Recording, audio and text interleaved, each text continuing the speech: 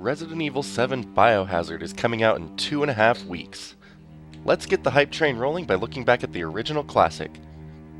Resident Evil came out back in March 1996 on Sony PlayStation, and over the last 20 years, Resident Evil has been ported and updated multiple times, with a full remake coming to Nintendo GameCube in 2002.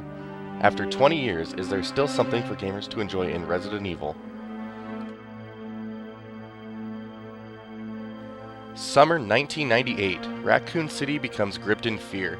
Numerous residents have been murdered and the bodies have been eaten by the attackers. To investigate these crimes, the Special Tactics and Rescue Squad, S.T.A.R.S, is called into action.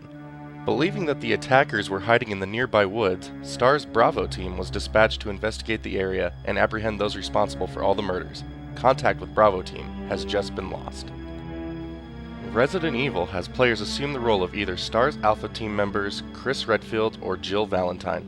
Each character has unique traits that provide a different gameplay experience.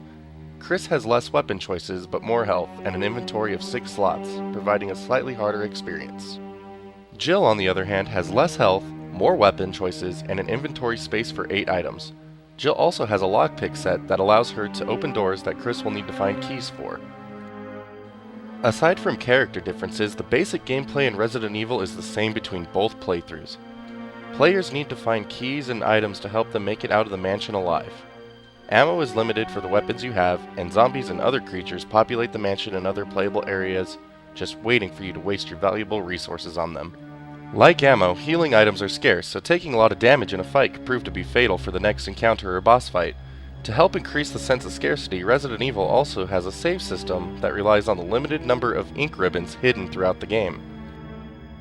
The major misstep of Resident Evil comes from its controls. Its controls are, affectionately, known as tank controls. Players will stumble their way around the game. Resident Evil also does not let players move and shoot at the same time, which can lead to some frustrating encounters with enemies.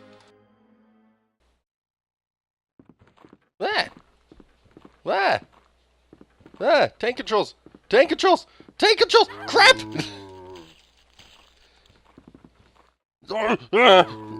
No, tank controls! Oh my gosh, tank controls! Why are you killing me?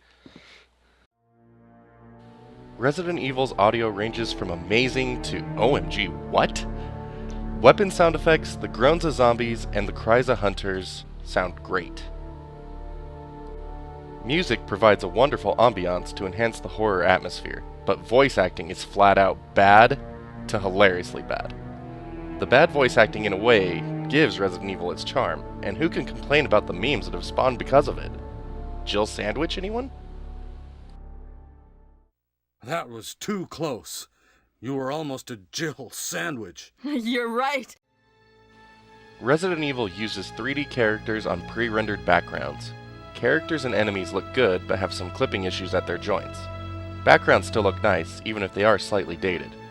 Resident Evil also includes a few live-action cutscenes that look like they're straight out of a B-movie. Pure cheesiness.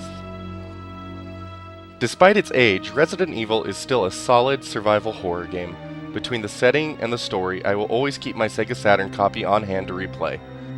While Remake may be a better entry point for franchise newcomers, players may still enjoy the challenge of beating the original classic.